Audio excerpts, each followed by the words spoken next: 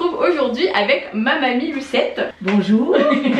Ma mamie que vous avez déjà pas vue en vidéo mais qui a participé à ma vidéo un livre par signe astrologique et qui revient aujourd'hui pour faire le même concept inversé. Comment tu te sens pour cette vidéo? Sans plus, c'est la première fois que je le fais, mais c'est très intéressant. Vous allez voir, je lui ai fait faire des nœuds au cerveau. Mais je suis sûre que ça va vous plaire. Ce qui se passe, c'est que j'ai choisi plein de mes livres préférés et j'ai envoyé à ma mamie les résumés ainsi que une petite description. Comme ça, elle a pu réfléchir déjà un petit peu aux signes qui correspondent le plus à ses livres. Et donc vous allez au fur et à mesure de cette vidéo voir quels sont les livres qui correspondent le plus à votre signe. Et vous nous direz dans les commentaires si ça vous semble correspondant à votre caractère, votre personnalité ou pas. Et ça va être très chouette qu'on échange autour de ça. Et bon, vous allez voir, elle a plein de choses intéressantes à dire. Je comprends pas toujours tout, mais quand tu vas parler de planète. Oui, bah oui, mais enfin, je suis là pour ça. Ah bah oui, tu nous expliqueras. Voilà. On va commencer par le tout premier livre, un de mes livres préférés, qui s'appelle Le ciel est partout. C'est l'histoire du personnage de Lénie qui va perdre sa sœur. Elle va décéder et elle va très mal le vivre évidemment, mais en plus de ça, elle va être très tiraillée par le fait de continuer à vivre alors que sa sœur, elle, ne peut plus vivre, le fait de continuer à ressentir des émotions alors que sa sœur n'en a plus la possibilité. Donc pour elle, c'est vraiment très difficile, elle culpabilise beaucoup et en plus l'amour va se mêler à tout ça. Et c'est un livre qui est très poétique, que moi j'ai adoré. Et d'après toi, quels sont les signes qui lui correspondent le mieux? Il y a aussi surtout ce besoin de famille. Oui. Hein, qu'il a beaucoup travaillé. D'ailleurs, c'est intéressant que tu dises ça parce qu'elle vit chez ses grands-parents. Elle ne connaît pas ses parents. Et voilà. Donc, voilà, donc très intéressant. Donc pour moi, elle a beaucoup de... Pour les cancers, c'est un cancer qui parle. Et un poisson parce que beaucoup de sensibilité, beaucoup d'infini. Pourquoi le cancer du coup par rapport à la famille? Le cancer, la famille. La famille, les souvenirs. On revient toujours aux souvenirs. On a une mémoire d'éléphant. Vis-à-vis de sa sœur en plus. Donc voilà. oui, c'est vrai que ça correspond tout à fait. Mais voilà. Ok, donc on est sur cancer et poisson. On passe au livre suivant. Alors on passe à Broadway Limited, un livre dont je vous parle tout le temps. Donc vous savez que j'adore ce roman. Ça a donné du fil à retordre à ma mamie. Parce que du coup c'est l'histoire de Jocelyn qui arrive en Amérique, à New York, après la Seconde Guerre mondiale. Donc c'est à la période où il y a tout ce qui est le communisme, tout ça et tout, c'est un peu compliqué.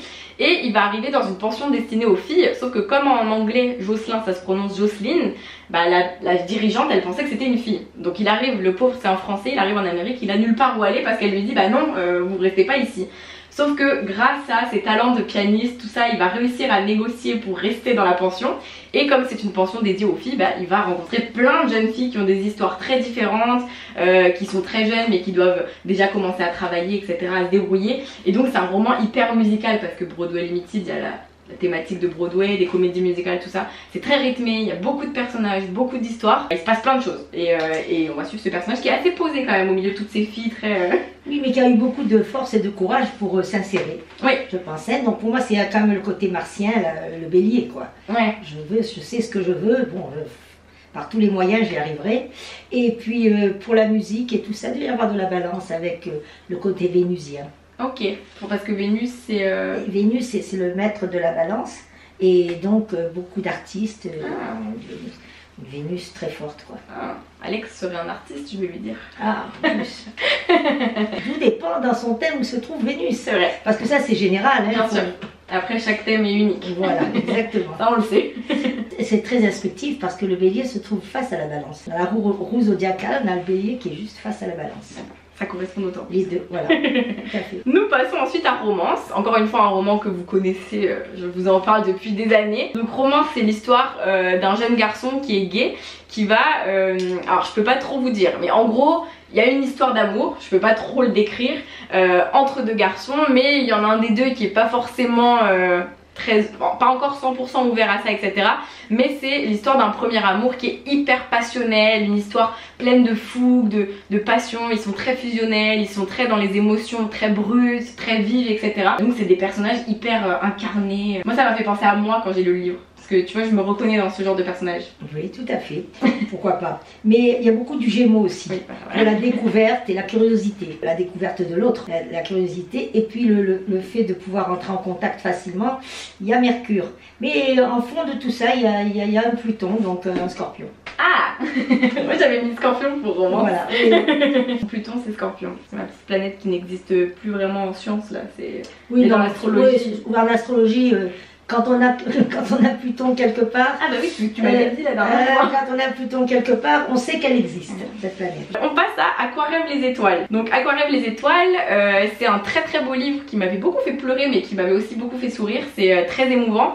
C'est l'histoire de 5 personnages qui ne se connaissent pas, mais 2 d'entre eux vont échanger des SMS mais ils ne se connaissent pas. Vous verrez en le lisant pourquoi ils s'échangent des SMS. Des personnages qui ont toutes tranches d'âge différentes. Il y en a qui ont 15 ans, il y en a qui ont 40 ans, il y en a qui ont 70 ans. Et en fait ils vont tous être liés, mais on va au fur et à mesure de l'histoire comprendre d'où viennent ces liens. C'est vraiment ces questions un petit peu de destin lié, mais en même temps, même s'ils se connaissent pas, on va vite comprendre que dans cette histoire il y a beaucoup la présence de la famille, des liens avec les autres, etc. D'où le cancer. Oui, parce que moi j'avais pensé au cancer très vite, ouais. Voilà. Le cancer et le côté quand même amour pour partager, pour bon, le taureau. Ah oui, t'avais parlé du taureau aussi. Le taureau très tactile, très a besoin de l'autre, voilà. Ah bah oui, c'est très bien pour ce livre-là. Et le cancer, c'est la lune, le lieu des émotions, de la famille, des souvenirs, oh là là. Ah oui, tu l'as dit tout à l'heure, ah oui, souvenir oui, exact. Ça, j'insiste parce que on ne peut pas se tromper. Pour ce genre de livre, en effet. Alors on passe à Inséparables. Donc Inséparables, c'est l'histoire de 2 sœurs siamoises, donc qui partagent donc la moitié de leur corps est similaire avec celui de l'autre. Elles n'ont finalement, il me semble qu'elles n'ont que le haut du corps et les têtes qui sont indépendantes. Donc chacune a son cerveau. Elles sont souvent liées par le hanches, tout ce qui est buste, etc. Au tout début de l'histoire, elles vont rentrer au lycée parce que leurs parents n'ont plus assez d'argent pour les garder à la maison, avec l'école à la maison. Et elles arrivent au lycée, évidemment, la première chose difficile c'est qu'elles vont devoir faire face au regard des autres puisqu'elles sont siamoises et que le jugement des autres évidemment va être difficile à vivre parce que tout le monde a... La différence. Ouais, là c'est la différence dans tout ça, là vraiment c'est la pure différence parce qu'on n'a pas l'habitude de voir des personnes siamoises et que c'est toujours forcément surprenant. Mais il y a aussi toute cette notion de elles doivent tout partager, elles ont peu d'intimité mais en même temps elles en ont envie. Mais elles savent aussi que si elles se font opérer, il y a toujours le risque que l'une perde l'autre. Donc c'est vraiment... une histoire qui peut être très difficile mais qui est aussi très touchante sur le lien entre 2 sœurs en fait, c'est hyper beau pour ça. Mais j'avais beaucoup pleuré pour ce livre aussi. Et oui, je pense qu'on retrouve le déchirement de la séparation. Oui, ce que tu m'as dit. Parce que en fait, tant que tout va bien, elles font avec sans problème, mais dès qu'un problème se pose, c'est difficile pour elles. Ah bah oui, parce qu'elles sont là, je retrouve le côté balance, quoi. Oui, c'est ce que tu m'as dit. Oui. Balance, et avec Vénus aussi. Lui, il a qu'un seul signe inséparable. On a dit que balance. Elles sont nées comme ça, quoi. On peut presque trouver le lien avec la balance qui a 2 côtés égaux comme une exactement, l'équilibre. Ouais. Trouver un équilibre en plus, ouais. En étant une personne, mais 2 en fait. Oui, moi, Alex, il est balance et il m'équilibre du coup. Parce que les scorpions et les balances, ça va bien ensemble. Ah, tout mon papy était balance. Donc, et ma mamie est scorpion comme moi. Et, oui. Et Alex est balance comme mon papy. Donc, oui. Combien d'années de mariage? 53. Voilà. On passe à Frankly in Love, que tu as trouvé très original dans son résumé. Ah, oui. Qui est très original à lire aussi. C'est l'histoire de Frankly qui est tiraillé entre son héritage coréen et sa culture moderne américaine, puisqu'il vit en Amérique. Sauf que ses parents, ils veulent, ça les dérange pas que Frankly il ait tel avenir ou autre, mais s'ils font une famille, ce sera avec une coréenne. Pour eux, c'est très important. Sauf que Frankly va évidemment tomber amoureux d'une américaine, blonde, blanche, tout ce que ses parents ne veulent pas. Et il s'avère qu'une de ses amies, dans son cercle d'amis coréens, va elle aussi être amoureuse d'un américain, mais devoir faire croire à ses parents qu'elle est amoureuse d'un coréen. Donc tous les deux, ils vont simuler une histoire d'amour pour pouvoir chacun de leur côté aller vaquer à leurs amourettes. Sauf que bien évidemment, ils vont vite se rendre compte que l'amour ça ne se maîtrise pas et ils vont être un peu pris à leur propre jeu.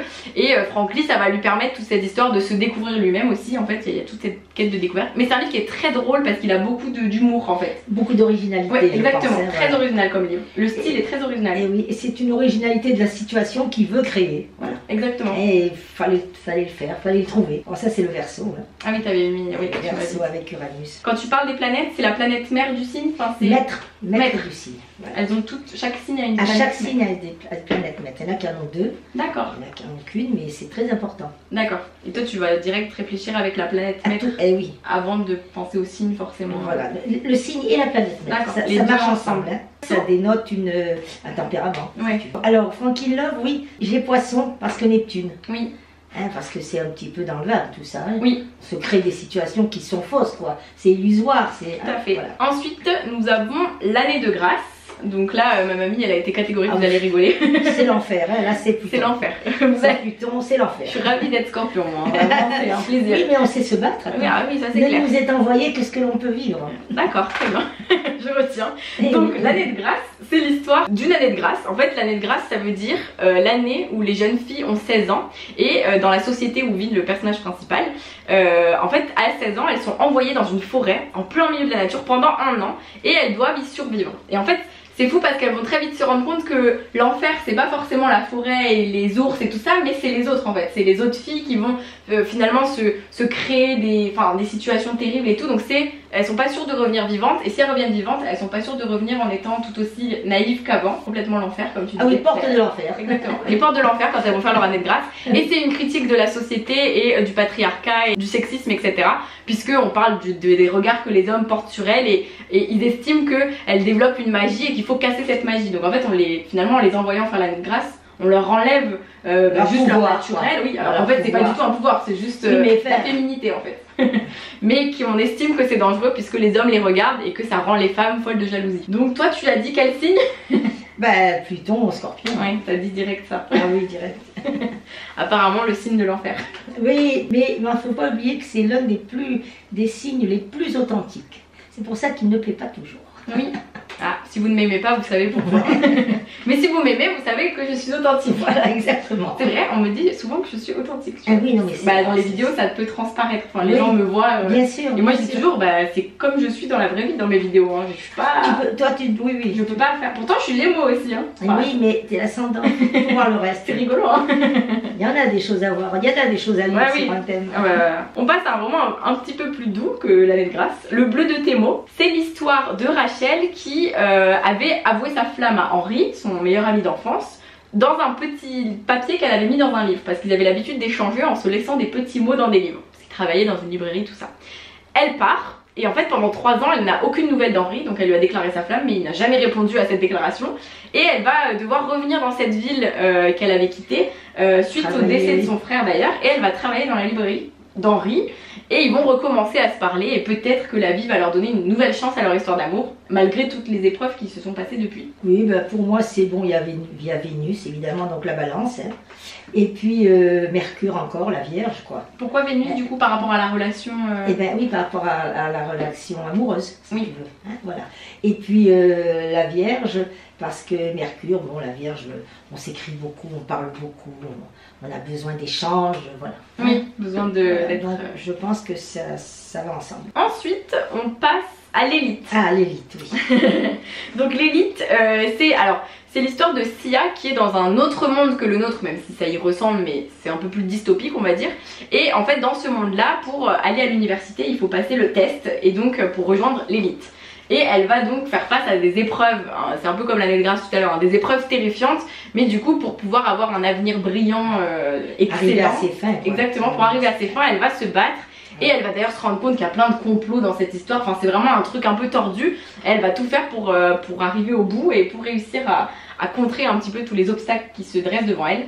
Donc toi tu as vu quel signe? Et elle va y arriver, hein, c'est un lion. Hein. Ouais. Par tous les moyens, voilà, le lion, oui, c'est son soleil qui doit briller, elle doit y arriver.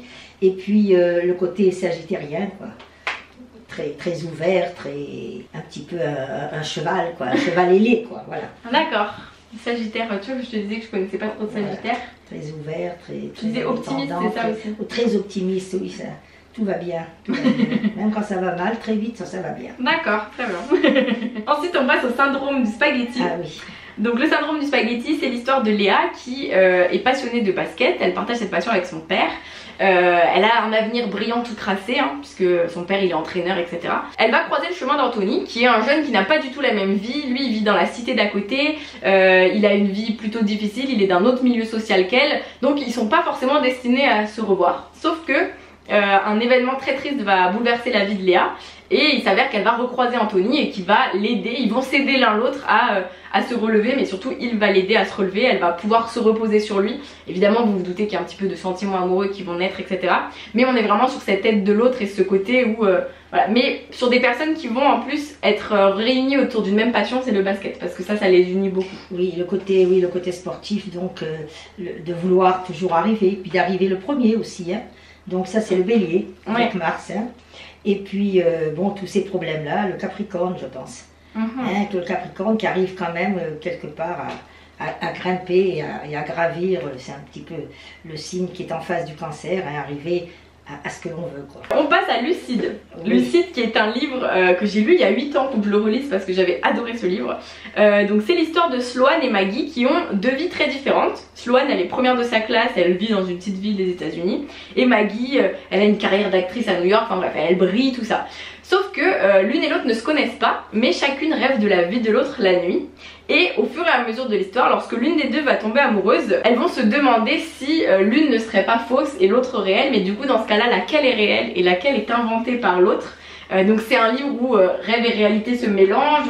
Nous on se pose des questions, on se demande aussi pourquoi l'une aurait créé l'autre, est-ce qu'il y a des raisons qui ont poussé à ça. Donc c'est vraiment très flou, plein de mystères, mais c'est passionnant. Et on s'invite un peu, on s'invente des personnages, quoi. Tout à fait. Et on voudrait entrer dans la peau de l'autre. Tout à fait. Bon ben ça Lucide, bon ça c'est bien le Scorpion aussi. Et puis le Poisson, toujours ce côté infini, un peu brumeux, on ne sait pas du tout où on va. J'ai déjà dit ouais, le vague un petit peu, Voilà, le flou. Oui, Scorpion, ça a l'air d'être un signe chiant, hein, parce qu'à chaque fois, les trucs bizarres, c'est Scorpion. L'enfer et pour d'autres signes, ça correspond aussi, même s'ils sont pas chiants. C'est vrai. Et ensuite, on passe à la nuit où les étoiles se sont éteintes, qui est l'histoire de Finn qui, depuis que sa mère est en prison, a l'impression qu'il va jamais pouvoir remonter la pente parce que il est complètement au fond du trou en fait. Sauf qu'il va faire des rencontres qui vont amener beaucoup de lumière à sa vie, il va se rendre compte que la vie vaut quand même la peine d'être vécue et ça va l'aider à s'élever et comme on en parlait tout à l'heure, à s'élever vers la lumière. Il parlait du chaos mais la lumière va le sauver, etc. Oui, beaucoup de Mars là-dedans, hein, c'est-à-dire des envies de vivre, l'envie de sortir de problèmes. Donc ça c'est Mars, donc il doit y avoir du Bélier. Et il y a du Capricorne parce que bon, le Capricorne avec Saturne, il y a des épreuves quoi, qu'il est obligé de passer. Bon, voilà. Et puis quelque chose d'original finalement avec le Verseau et Uranus. Oui, c'est ce que tu m'avais dit, ouais. Voilà. Et enfin, notre dernier livre, donc on change un peu de registre, on est sur Qui ment. Qui ment qui est un roman que j'avais beaucoup aimé parce qu'on est sur une thématique d'enquête, tout ça. Donc c'est l'histoire de 5 personnages qui vont aller en heure de colle, sauf que l'un d'entre eux va mourir lors de cette heure de colle. Évidemment les 4 autres vont être suspectés puisqu'ils étaient sur les lieux du crime au moment où ça s'est passé. Sauf que tout au long de l'histoire, on va suivre les 4 personnages par leur point de vue et tous les 4 disent qu'ils sont innocents. Donc est-ce que l'un d'entre eux ment? Et si oui, lequel? Qu'est-ce qui s'est vraiment passé dans cette salle de classe pendant l'heure de colle? Donc tout au long de l'histoire, on essaye de démêler encore une fois le vrai du faux, la vérité, tout ça, pour savoir où se cache la vérité et pourquoi Simon est décédé. Alors bon bah écoute, ça c'est vraiment c'est une enquête policière en fait. Oui, complètement. Bon. Alors je pense qu'il y a Jupiter, hein, donc c'est aussi la loi, voilà, la on justice, retrouve Jupiter, oui, la justice, et la balance aussi, l'équilibre et tout ça. Donc je pense qu'il y a de la balance et du Sagittaire. D'accord. Jupiter, c'est pour Sagittaire? Sagittaire. D'accord. Ah oui, je me demandais. Eh bien, nous avons fini, mamie, tous les livres. Bon, bah, écoute, c'est une expérience. Hein. C'était bien. Tu me tiendras au courant des suites. Ah bah oui, c'est vous qui allez donner suite parce que vous allez nous dire dans les commentaires ce que vous en avez pensé. Oui, si ma mamie vous a donné envie de lire ses livres par les petits détails, les petits mots qu'elle a pu donner sur les livres dont j'ai parlé. J'espère que ça vous a plu et vous nous direz si ça correspond à vos signes du coup d'après vous, si selon votre signe vous avez plus ou moins envie de lire tel livre ou pas. Vous nous direz tout dans les commentaires et je suis contente que tu aies fait cette vidéo avec moi. Bon, mais moi aussi, c'est la première fois donc... Attention, tu vas devenir une star. Hein. Oui, sûr, oui. J'ai passé l'âge d'être une star. On va ouvrir la chaîne Booktube Mamie le souffle des mots. Astrolu. Oui, Astrolu. Ah, c'est un bon. C'est ton pseudo sur YouTube? Oui, c'est Astrolu. Eh ben, on ira sur sa chaîne. Tu vas avoir plein d'abonnés, fais attention. Non. Vous nous direz si vous voulez que Mamie Lucette, la passionnée d'astrologie, revienne. Tu te dis quel titre toi? C'est pas astrologue, c'est. Si, je suis passionnée d'astrologie. Oui. Tu dis pas astrologue. Ça fait plus de 30 ans que j'ai appris l'astrologie, que je continue toujours à m'informer. C'est très intéressant. À faire des ça m'aide à passer beaucoup de caps. Oui, c'est vrai. Et à comprendre mieux les choses et les gens. Disons que le thème astral aide à comprendre le fonctionnement de chacun. Voilà. On est tous différents, on est uniques. Hein, notre carte zodiacale, c'est un peu notre identité, carte d'identité astrale en fait. Voilà. D'accord. Et pour moi, l'astrologie, bon, ce n'est qu'une petite lumière sur le chemin. Oui. qui peut vous aider à avancer, à prévoir les moments plus opportuns que d'autres pour faire certaines choses. Et puis à savoir que ce sont des cycles, hein, que les planètes bougent sans arrêt et qu'à chacun son tour, on découvre voilà, des événements. Tu me disais toujours que rien n'est figé et qu'il ne faut pas se fier à ça à 100%. Ah non, non, absolument pas. C'est une aide. Oui. Hein, une aide comme une autre aide, mais sans plus. Oui. Il faut aussi savoir écrire son propre chemin. Eh bien oui, oui, oui, bien sûr, bien sûr. Mais bon, ça peut aider. Quand on est mal, qu'on a besoin de réponses, qu'on a besoin de comprendre pourquoi les choses arrivent, bon, voilà, ça peut aider dans ce sens. Ah bah oui, moi je suis allée voir mamie quand j'allais pas bien. Non, mais voilà. Il y a Pluton, là, il y a Pluton. Et voilà, quand il sera passé, t'as vu, je t'avais dit, ça va pas durer. J'avais dit 2 ou 3 mois, et on est aux 2 ou 3 mois. à peu près. Écoute, tant mieux. Dans ce sens, moi, je ne le fais que pour aider. Oui, mais c'est pas question. Je veux pas qu'elle regarde mon thème et qu'elle me dise ce qui est pas bien dedans. Et même elle a pas envie de savoir. Ah non, non, moi je veux pas. Alors les 4 petits-enfants et toute la famille qui me demandent des choses, non. Ah non, non. Je ne regarde pas. Je regarde si on me demande. Moi je te demande jamais. Non. Sinon je t'ai jamais demandé. Non. Tu sais, quand je fais ce genre de choses, ça n'a rien à voir avec la voyance ni rien. C'est pas un don, c'est des années de pratique et d'expérience. Mais voilà quoi, il faut que ça serve vraiment à aider les gens. Oui. Sinon, c'est pas la peine. Oui, oui, bien sûr. Oui. De toute façon, on ne voit les gens que lorsqu'ils en ont vraiment besoin. Donc. Oui, c'est rare qu'on vienne te voir juste en disant tout va super bien. Ah ben oui. Qu'est-ce que c'est mon thème? Qu'est-ce qui va se passer dans ma vie? En tout cas, je suis bien contente d'avoir passé ce petit moment avec toi. Moi aussi, merci. Ça nous rapproche encore plus. C'est ça, les 2 scorpions. Et puis, puis je vous souhaite de bonnes lectures. Tout à fait, moi aussi je vous souhaite de bonnes lectures. Merci d'avoir regardé cette vidéo et on vous attend dans les commentaires. Et on vous fait plein de bisous du coup. Merci beaucoup. Au revoir. Au revoir.